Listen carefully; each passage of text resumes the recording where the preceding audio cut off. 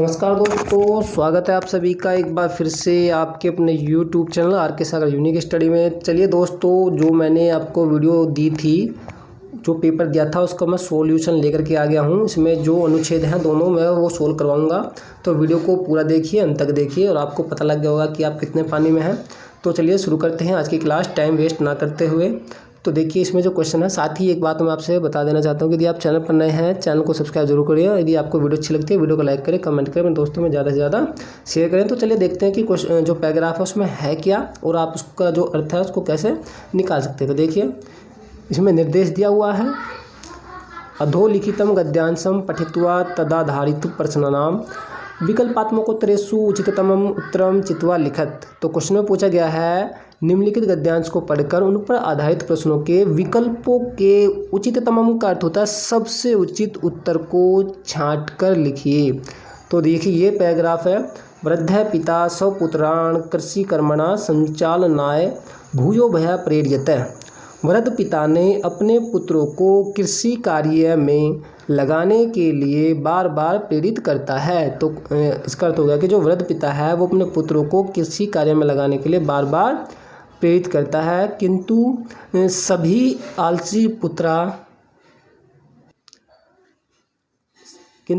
आलसी पुत्र न शरणवंती नहीं सुनते। एकदा सा वार्धक्य जनितेन रोगेन ग्रस्त शय्यासीनो जाता है। एक बार उसने अपनी जो वृद्धावस्था है उसके रोग से ग्रस्त होकर उसने शैया ले ली, या आप चारपाई कह सकते हैं, खाट उसने ले ली। स कलहाय मानेषु पुत्रेषु संगबद्धताया महत्वम बोधनाय उपायम चिंत्यत। उसने जो झगड़ा करते हुए पुत्रों को संघ में बांधने के लिए, संगठित करने के लिए क्या किया, एक उपाय सोचा। सर्वाणपि पुत्रान् आयुये स एकस्मै सुबद्धं दंड चतुष्टयम दत्वा अवदत्। सभी पुत्रों को बुलाकर उसने एक सुबद्धम का अर्थ होता है अच्छी तरह से, दंड चतुष्टम चार दंड या छड़ी आप कह सकते हैं, चार छड़ियों को देकर बोला, यानी कि सभी पुत्रों को बुलाकर उसने एक जो अच्छी तरह से बंधी हुई चार जो छड़ी थी अच्छी तरह से जो बंधी थी उनको देकर बोला उनसे कि तोमेन भंजत, तुम इसे तोड़ो। स कथमपि भंगतुम ना सकनो, तो उसे कोई भी तोड़ नहीं सका। तदा अपरा पुत्र तथा वादिष्ट, तब दूसरे को पुत्र ने वैसा ही आदेश दिया। सोपि तद दंड चतुष्टयम भक्तुम समर्थो न जाता है, वह भी उन चारों की चारों जो छड़ियां हैं उनको तोड़ने में समर्थ नहीं हुआ। इयमेव दशा अपरद्यो पुत्र्यो अपि भवत्, यही दशा उन दूसरे पुत्रों की भी हुई। आगे देखिए, इयमेव दशा, ये तो हो गया, आगे देखिए।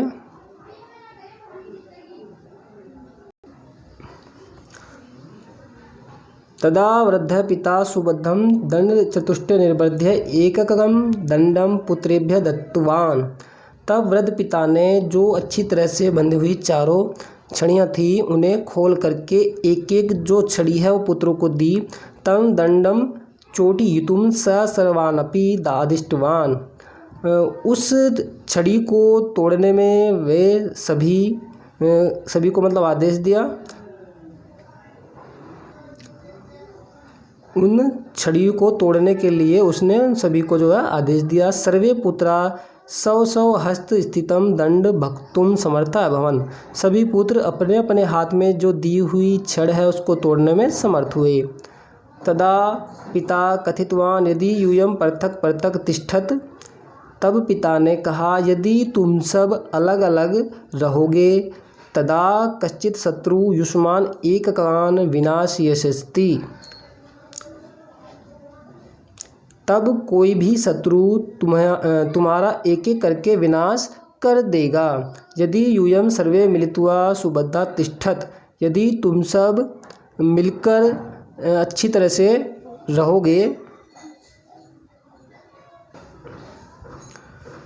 यदि तुम सब अच्छे से मिलकर बंद कर रहोगे, तदा कोऽपि बाह्यजन युष्मान विनाशयितुं समर्था न भविष्यति। तब कोई भी बाहरी व्यक्ति तुम्हारा विनाश करने में समर्थ नहीं होगा। तस्मात् दिवसात् सर्वे अपि चत्वारः पुत्रा स्व विचारान् त्यक्त्वा परस्परं मिलित्वा गृहे अवसन्। उसी दिन से ही सभी चारों पुत्र अपने अपने विचारों को त्याग कर परस्पर मिलकर घर में रहने लगे। पितरम चा सेवया स्वस्थम अकुर्वन्, और पिता की सेवा करके उनको भी स्वस्थ कर लिया। तो देखते हैं, चलिए आगे इसके अब जो क्वेश्चन हैं वो किस प्रकार के हैं। तो आई होप आपको हिंदी अच्छी समझ आ गई होगी। तो इसमें जो क्वेश्चन है 121 से ये है, अधोलिखितेषु पदेषु कत्वा प्रत्ययंत पदम चिनुत। निम्नलिखित पद में से जो त्वा प्रत्यय है वो कौन से में है, ये अब आपको बताना है। फर्स्ट ऑप्शन है दृष्टुम, सेकंड है दत्वा, थर्ड है अनुशासनम और लास्ट है आदाय। तो जो त्वा प्रत्यय है वो किस में है, दत्वा। मैंने अभी बताया था इससे पहले की जो वीडियो बनाई थी कि जो त्वा प्रत्यय होता है इसका त्वा ही शेष रहता है। देखिए जो होता है तो वैसे इसमें का भी होता है, लेकिन जो का है इसमें वो साइलेंट होता है, त्वा ही ये बोलता है, ठीक है। तो का साइलेंट रहेगा, त्वा ही इसमें बोलेगा, ठीक है। तो दत्वा, तो इसमें कौन सा प्रत्यय है, तो त्वा प्रत्यय है, ठीक है, और उसका त्वा ही शेष रहता है। तो देखते हैं क्वेश्चन नंबर 82। तो इसमें जो आंसर है वो कौन सा सही होगा, वो सेकंड होगा। जिन्होंने भी जो हमारी पहली वीडियो है उसको देखा होगा और ये आंसर लगाया होगा, उनका आंसर ये सही है। और अब आप जो है क्या करेंगे, आप कमेंट करके बताएंगे कि आपके इन 15 में से क्वेश्चनों में से कितने सही हुए, और जब पैडागोजी क्लास होगी उनमें से भी आप बताएंगे कि आपने कितने सही किए थे। तो आप मिलान करते रहिए अपना। अब देखिए 122 क्वेश्चन में है, पुत्रेभ्य इति पदे अनुच्छेदानुसारेण का विभक्ति। पुत्रेभ्य इस पद में अनुच्छेद के अनुसार कौन सी विभक्ति है, क्वेश्चन में ये पूछा गया है। फर्स्ट है द्वितीय, सेकंड है तृतीय, थर्ड है चतुर्थी और लास्ट है प्रथमा। तो जो पुत्रेभ्य है इसमें चतुर्थी विभक्ति होती है, चतुर्थी विभक्ति इसमें होगी, ठीक है। जिसमें भी भाव या होगा वो चतुर्थी विभक्ति होगी। तो देखिए क्वेश्चन नंबर 123 में है, तो जिनमें भय और यह होता है उसमें चतुर्थी विभक्ति होगी, और पंचमी भी होती है, लेकिन पंचमी इसमें है नहीं है, तो आप याद रखेंगे चतुर्थी पंचमी दोनों होती है। इसमें भी आधा भय और यह और 2 विसर्ग होते हैं आगे। तो देखिए 123 में है, सुबद्धम दंड चतुष्टयम कथम कृत्वा एककम दंडम पिता पुत्रेभ्य अयच्छत। तो जो अच्छी तरह से बंधी हुई चारों की चारों छड़ी हैं उन्हें कैसे करके एक एक जो है वो छड़ पिता ने पुत्रों को दिया। तो कैसे करके दिया था, फर्स्ट ऑप्शन है तवग पवार्य, सेकंड है जलेन अभिसिंच्य, थर्ड है निराजनम कृत्वा, लास्ट ऑप्शन है निर्बंध यानी खोल कर। तो कैसे करके दिया था, खोल करके दिया था। तो आंसर क्या होगा, फोर्थ ऑप्शन होगा निर्बंध, ठीक। तो देखते हैं क्वेश्चन नंबर 124। साथ ही आपको चलिए मैं आंसर दिखा देता हूँ कि आंसर है कहाँ पर। तो देखिए ये जो आंसर है वो ये यहाँ से लिया गया है, ये क्वेश्चन ये रहा। कहाँ गया, एक मिनट रुकिए भाई। तो देखिए ये क्वेश्चन यहाँ से लिया गया है, तदा पिता, एक मिनट। तो देखिए ये क्वेश्चन यहाँ से है, तदा वृद्ध पिता सुबद्धम दंड चतुष्ट निर्बध्य एककम दंडम पुत्रेभ्य दत्तवान, ठीक है। यहाँ से ये क्वेश्चन लिया गया है खोल करके, तो इसका अर्थ है यहाँ पर खोल करके है, ठीक है। चलिए देखते हैं क्वेश्चन नंबर 124। तो 124 क्वेश्चन है, यूयम इति पदम कस्मिन् पुरुषे अस्ति। यूयम इस पद में कौन सा पुरुष है। तो फर्स्ट ऑप्शन है मध्यम पुरुष, सेकंड है उत्तम पुरुष, थर्ड है वृद्ध पुरुष और लास्ट ऑप्शन है प्रथम पुरुष। तो देखिए वृद्ध पुरुष तो कोई होता नहीं है, प्रथम पुरुष, उत्तम पुरुष, मध्यम पुरुष, 3 ही पुरुष होते हैं। मैंने इनकी वीडियो बना रखी है, यदि आप लोगों ने नहीं देखा है तो आप देख लीजिए, लिंक आपको वीडियो के नीचे डिस्क्रिप्शन बॉक्स में मिल जाएगा उसका, ठीक है। तो यूयम जो होता है वो मध्यम पुरुष होता है, ठीक है। कौन सा पुरुष होता है, मध्यम पुरुष, ठीक। जो प्रथम पुरुष है उसमें होते हैं स तौ ते, जो मध्यम पुरुष होता है उसमें होता है त्वम युवाम यूयम, और जो मध्यम पुरुष जो उत्तम पुरुष होता है उसमें होता है अहम आवाम वयम, ठीक है। तो यूयम पूछा गया था, यूयम कौन से में होगा, मध्यम पुरुष में होगा। यदि वचन पूछता तो कौन सा होगा, तो बहुवचन होता, ठीक है। लेकिन उसने वचन नहीं पूछा, केवल पुरुष पुरुष पूछा है, तो पुरुष होता है मध्यम पुरुष। तो देखते हैं आगे क्वेश्चन नंबर 125। तो अब आप देख सकते हैं सिर्फ कितने क्वेश्चन अभी तक इसमें पूछा गया, जो पैराग्राफ से सिर्फ एक ही क्वेश्चन है, बाकी आपको ग्रामर से इसमें पूछे गए हैं। तो इन वीडियो को सभी को देखा करें जो भी वीडियो अपलोड होती है, तो ठीक है। ये है क्वेश्चन नंबर 125। कैलाश में गृहीत्वा इति पदस्य विपरीतार्थक पदम अनुच्छेदे अस्मिन् प्रयुक्तः तचित्वा लिखत। गृहीत्वा इस पद का विपरीतार्थक पद यानी कि उल्टा विलोम इस अनुच्छेद में प्रयोग हुआ है, उसे छांट कर लिखिए। तो गृहीत्वा का अर्थ होता है ले करके या ग्रहण करके। तो ग्रहण करके का जो विपरीत है कौन सा होगा, दृष्टवा, संयत्र, आदाय, त्यक्त्वा। तो आंसर होगा यहाँ पर त्यक्त्वा। त्यक्त्वा का अर्थ होता है त्याग कर या छोड़कर, ठीक है। तो गृहीत्वा का विपरीतार्थक पद क्या होगा, वो होगा त्यक्त्वा यानी कि छोड़कर। गृहीत्वा का अर्थ होता है लेकर या ग्रहण कर कर, और त्यक्त्वा का अर्थ होता है छोड़कर। तो देखते हैं क्वेश्चन नंबर 126 क्वेश्चन में है स्वपुत्रान भूयो भय क्या प्रेरती, अपने पुत्रों को बार बार कौन प्रेरित करता है। तो ये तो आपको मिल गया होगा, इजी सा क्वेश्चन है। ठीक, तो आंसर होगा इसमें वृद्ध पिता। ठीक है, ना तो भ्राता होगा, ना ही मित्र होगा, ना ही माता होगी। तो पहले जो पैराग्राफ है उसमें पहली लाइन उसमें से पूछा गया है सेकंड लाइन में। तो वृद्ध पिता जो अपने पुत्रों को बार बार प्रेरित करते हैं। ठीक है, तो आंसर होगा यहाँ पर फर्स्ट ऑप्शन। तो सिर्फ देख लीजिए, अब इसमें 126 तक अभी आपके 2 क्वेश्चन ऐसे हैं जो पैराग्राफ से आए हैं छांटने के लिए, बाकी तो ग्रामर के आए हैं। हालांकि वो पैराग्राफ से ही हैं लेकिन वो ग्रामर के क्वेश्चन हैं। ठीक, अब देखिए ये वाला क्वेश्चन, आवाहनम कृत्वा इत्यर्थे कै शब्द अनुच्छेद अस्मिन् प्रयुक्त है। कह रहा है कि आह्वानम कृत्वा, इसका अर्थ होता है कि बुला करके, इसके लिए या इसके अर्थ में कौन सा शब्द इस अनुच्छेद में प्रयोग हुआ है। फर्स्ट ऑप्शन आहुति है, सेकंड है आज्ञाप्यत, थर्ड है अधावत, और लास्ट ऑप्शन है आदिशत। तो जिसको देखिए संस्कृत की जो हिंदी है थोड़ा ट्रांसलेट करनी आती है वही इन सबको कर पाएगा। देखिए एक अभी तो आया था इसमें किसका, विलोमकार, अब की बार किसका आ गया है, अब की बार आ गया है समानार्थी शब्द, आप कह सकते हैं पर्यायवाची। तो आह्वान होता है, आह्वानम करते हुआ होता है बुला करके, तो इसका अर्थ होता है आहुति। आहुति का मतलब होता है बुला करके। आज्ञाप्यत का मतलब हो जाएगा आज्ञा दी, अधावत का मतलब हो जाएगा दौड़ा, आदिशत का मतलब हो जाएगा आदेश दिया। और ये भूतकाल के हैं सभी के सभी, लेकिन ये भूतकाल का नहीं है। तो देखिए 128 में है अधोलिखितेषु पदेषु तुमुन प्रत्यांत पदम चिनुत। अब मैंने आपको पहले जो मतलब पैराग्राफ था उस दिखाया था, उसमें कितने क्वेश्चन थे इस वाले पैराग्राफ में, प्रत्येक के 2 तो वो थे और एक ये हो गया, या शायद एक था, चलो एक था, हाँ एक ही हो जाएगा, 2 हो जाएंगे। तो ये क्वेश्चन में कह रहा है कि निम्नलिखित पदों में जो तुमुन प्रत्यय है कौन से पद में उसे छांट कर लिखिए। फर्स्ट है पीतुआ, सेकंड है भक्तुम, थर्ड है लिखितुआ, लास्ट है भुक्तुआ। तो देखिए पीतुआ, लिखितुआ और भुक्तुआ, इन सभी में कौन सा प्रत्यय है, इन सभी में प्रत्यय है तुआ प्रत्यय। ठीक है, मैंने अभी आपको बताया था जो तुआ प्रत्यय है यानी कि कतुआ आप कह सकते हैं, क्योंकि उसमें का भी होता है, आपको थोड़ा डाउट न इसलिए मैं बता रहा हूँ। तो उसमें क्या तुआ ही शेष रहता है। तो इन तीनों में जो तुआ है या कतुआ वो प्रत्यय है, लेकिन इसमें कौन सा है, इसमें तुमुन प्रत्यय। तुमुन प्रत्यय का केवल तुम ही शेष रहता है, उसकी ट्रिक है, आप ये याद रखेंगे। ठीक है, जो तुमुन प्रत्यय है उसका जो है क्या होता है, सिर्फ तुम ही शेष रहता है, ये उसकी पहचान है। तो ये एक पैराग्राफ हो गया यहाँ तक। अब आप इसमें देख सकते हैं सिर्फ 2 क्वेश्चन ऐसे हैं जो केवल ऐसे के ऐसे जो छांटने के लिए आए थे, उनमें से भी एक आध क्वेश्चन आप गलत कर देंगे तो सिर्फ आप कितने क्वेश्चन हाथ में लगे, सिर्फ एक। बाकी सारे क्वेश्चन जो है देखिए 2 तो इसमें प्रत्यय से हैं, एक समानार्थी का था, एक विपरीतार्थक था। ठीक है, और कैसे कैसे क्वेश्चन है आपने देख लिया होगा। आप देखिए अब जो नेक्स्ट पैराग्राफ है, नेक्स्ट अनुच्छेद देखिए ये है अधोलिखितम गद्यांशम पठित्वा तदाहरित प्रश्नानाम विकल्पात्मक उत्तरेभ्यः उचिततमम उत्तरम चित्वा लिखत। तो क्वेश्चन में पूछा गया है कि निम्नलिखित गद्यांश को पढ़कर उन पर आधारित प्रश्नों के विकल्पों के जो सबसे उचित उत्तर है उनको छांट कर लिखिए। तो देखिए इसमें है एकदा दरिद्रेभ्य धातुम कमला नरपेन चाणक्याय समर्पिता। एक बार दरिद्रों को या गरीबों को देने के लिए कंबल राजा ने चाणक्य को दी।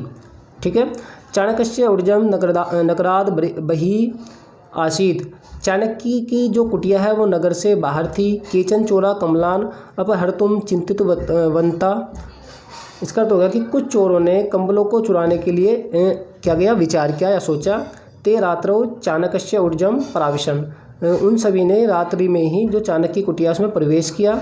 तत्र अतीव शैत्यम आसीत, वहाँ बहुत ही सर्दी थी। चाणक्य कटे सुप्त आसीत, चाणक्य जो क्या कहते हैं कटे, याद नहीं आ रहा उसका नाम, चटाई।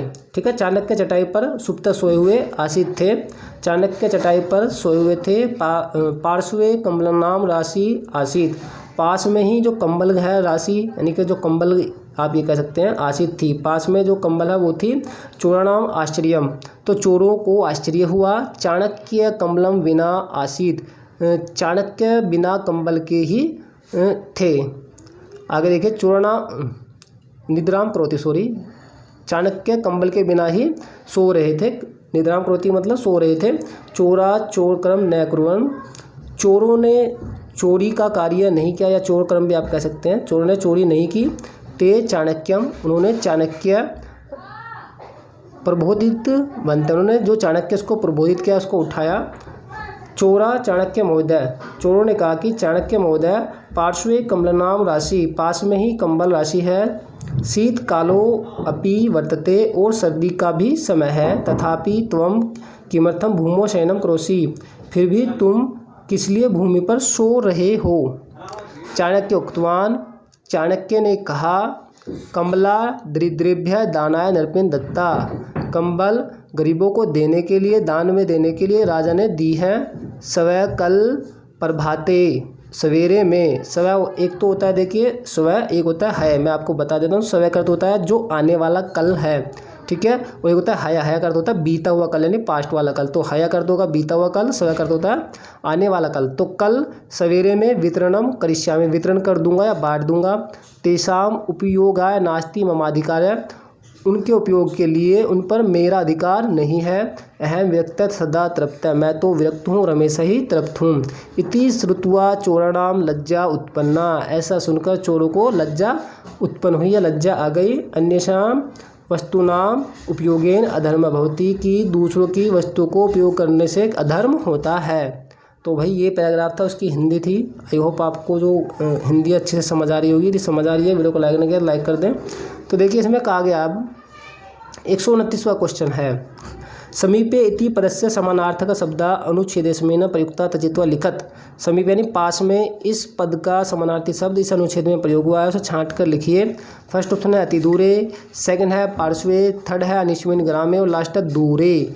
तो समानार्थी की बात इसमें की गई है। समीपे का अर्थ क्या होगा, पार्श्वे। आंसर होगा यहाँ पर पार्श्वे, इसका अर्थ है समीप में, ठीक है। आगे देखिए 130वां क्वेश्चन। 130 क्वेश्चन में चाणक्य कुत्र शयनं करोति स्म, तो चाणक्य है वो कहाँ सोए हुए थे। फर्स्ट ऑप्शन है वृक्षे, सेकंड है जले, थर्ड है भूमो, लास्ट है पर्यंके। तो आंसर होगा यहाँ पर भूमो यानी जमीन पर। तो कहाँ है ये क्वेश्चन, मैं दिखा भी देता हूँ। तो देखिए आंसर ये रहा, यहाँ पर भूमि पर वो सोए हुए थे। अब मैं आपको बता दूं, यदि आपको हिंदी ट्रांसलेट करने नहीं आती, आप पूरा पैराग्राफ छान देंगे लेकिन आपको नहीं मिलेगा कि कहाँ सोए हुए थे, ठीक है, आपको नहीं मिलेगा। तो आपको थोड़ा हिंदी जो है एक्सप्लेन करनी ज़रूर आनी चाहिए। तो भूमि पर वो सोए हुए थे, देखिए इसमें सीधे सीधे अर्थ नहीं निकल रहा है, फिर भी तुम किस लिए भूमि पर शयन कर रहे हो, ये बात चोरों ने पूछी थी चाणक्य से। तो फिर चाणक्य ने जवाब दिया था, ठीक है। तो कैसे कैसे देख लो, आंसर मिलता है। तो भाई वीडियो को क्या करें, अंत तक जरूर देखा करें, सभी वीडियो देखें, ऐसा ना क्या करें। तो आंसर आपको मिल गया। आगे देखते हैं 131वां क्वेश्चन। क्वेश्चन नंबर 131 में है, दरिद्रेभ्य इत्यस्मिन् पदे का विभक्ति अनुच्छेदम आधृत्य लिखत। दरिद्रेभ्य इस पद में कौन सी विभक्ति अनुच्छेद के आधार पर उसे लिखिए। फर्स्ट है द्वितीय, सेकंड है सप्तमी, थर्ड है चतुर्थी, और लास्ट है प्रथमा। तो आंसर होगा यहाँ पर चतुर्थी, ठीक है। दरिद्रेभ्य मैंने अभी आपको बताया था, इससे पहले जो क्वेश्चन आया था कि जिसमें आदभ है और यह हो, उसमें चतुर्थी और पंचमी दोनों ही विभक्ति होती हैं। तो ये आप याद रखेंगे। केवल क्या पूछा गया है, विभक्ति पूछी है, वचन नहीं पूछा गया है। तो देखते हैं 132 क्वेश्चन में है, सायंकाले इति पदस्य विलोम शब्द है अनुच्छेदस्मिन् प्रयुक्ता तचित्वा लिखत। सायंकाल यानी कि शाम के समय में इस पद का जो विलोम शब्द अनुच्छेद में प्रयोग हुआ है उसे छांट कर लिखिए। तो देखिए विलोम की बात की गई है, तो विलोम क्या हो जाएगा, शाम काल का हो जाएगा प्रभाते, सवेरे में। तो आंसर हो जाएगा यहाँ पर सेकंड, ना तो फर्स्ट होगा, ना ही थर्ड होगा, ना ही फोर्थ होगा। तो देखिए 133 क्वेश्चन। 133 में है, चाणक्य है कमला केन दत्ता। तो चाणक्य को जो कंबल है वो किसने दी। फर्स्ट ऑप्शन है नरपेण, सेकंड है भृत्येन, थर्ड है चोरेन, लास्ट है मनोहरेन। तो आपको आंसर मिल गया होगा किसने दी थी, राजा ने दी थी। तो आंसर हो जाएगा यहाँ पर नरपेण। 134 देखिए, 134 क्वेश्चन में, प्रवेशम अकुर्वन् इति पदस्य करते किम पदम अनुच्छेदेस्मिन् प्रयुक्त। तो इसका अर्थ हो गया प्रवेश किया, जब इसकी संधि विच्छेद करते हैं तो होता है प्रवेशम प्लस अकुर्वन्, ठीक है। इसका अर्थ होता है प्रवेश किया। इस पद के लिए कौन सा पद इस अनुच्छेद में, अस्मिन का हो गया इस अनुच्छेद में प्रयोग हुआ है। तो आंसर होगा यहाँ पर पराविशन। पराविशन का अर्थ होता है प्रवेश किया, ना तो अशिक्षण होगा, अशिक्षण का अर्थ होगा शिक्षित किया, अपश्चन देखा, आदेशन आदेश दिया। तो ये तो नहीं होगा, कौन सा होगा, फर्स्ट होगा पराविशन, प्रवेश किया, प्रवेश अकुर्वन् प्रवेश किया। तो समानार्थी कौन सा हो गया, इसका हो जाएगा फर्स्ट ऑप्शन, ठीक है। चलिए आगे देखते हैं।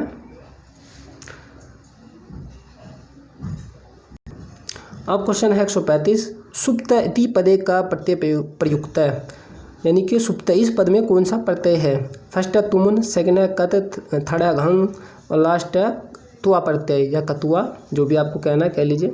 तो देखिए सुप्ता, तो मैं आपको बता दूं जो तक प्रत्यय होता है ता या कत प्रत्यय, आप जो भी आपको कहना है, ठीक है। जो ता प्रत्यय है इसका केवल ता ही शेष रहता है, तो इसमें कौन सा प्रत्यय है, ता प्रत्यय या कत प्रत्यय, ठीक। तो आंसर होगा यहाँ पर सेकंड। अब आप देख लीजिए 3 क्वेश्चन पूरे प्रत्यय के हो गए हैं, 3 क्वेश्चन प्रत्यय के, 2 शब्द रूप से 15 में से 1 मिनट, तो 135 पूरा हो गया। 136 से पैडागोजी है, उसकी मैं सेकंड क्लास बनाऊंगा, ठीक है।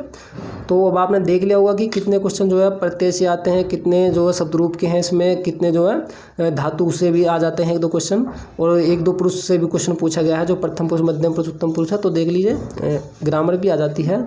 तो केवल आप ये ना समझे, मैं तो आपसे यही कहना चाहता हूँ कि आप अगर आपको आसानी से सोल्व कर सकते हैं तो देखिए इतना आसान भी नहीं है और इतना कठिन भी नहीं है। तो आप क्या करें, ज़रूरी है कि आप वीडियो को देखते जरूर रहा करें, ठीक है। तो दोस्तों आपको हमारी वीडियो कैसी लगी, क्लास कैसी लगी, कमेंट के माध्यम से ज़रूर बताएं। वीडियो को यदि अच्छी लगी है तो लाइक ज़रूर करें, कमेंट करें, अपने दोस्तों में ज़्यादा से ज़्यादा शेयर जरूर करें और अपनी तैयारी को बेस्ट बना रखें, तैयारी करते रहिए। तो मैं मिलता हूँ आपको एक और नई वीडियो में, तब तक के लिए नमस्कार, जय हिंद, जय भारत।